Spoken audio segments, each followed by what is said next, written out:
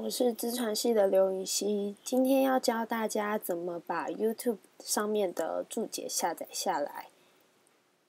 像我们这主要介绍的这支影片呢，下面就有注解的部分。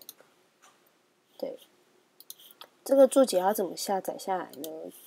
就是有一个软体叫 Google2srt。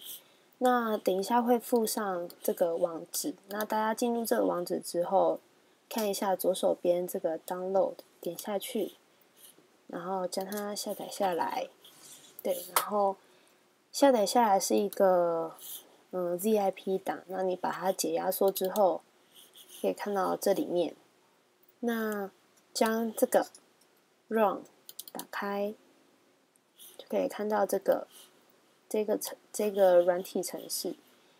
对，然后我们将刚才这支影片的网址复制下来，然后贴在网址这个地方。对，然后记得这个地方要点选 Web， 然后先让它读取。对，然后它读到以下有这些语言。那我们要它的英文档，那我们就把 EN 这一行打勾。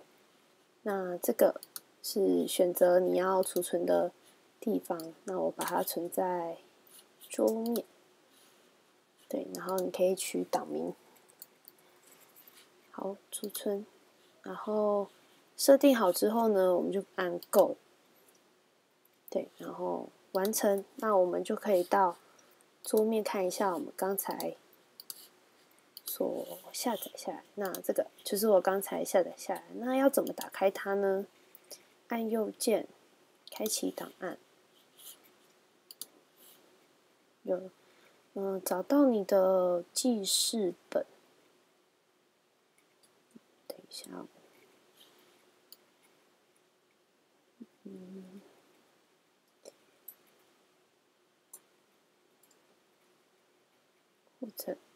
或者是 Word 档也可以啊。选一个，对 ，Word 档。然后这个，因为它是 SRT 是一个字幕档，所以它这里会有时间。对，那你就必须去把它整理出来。对，然后你把它整理好之后呢，就是它所有的字幕，就这样。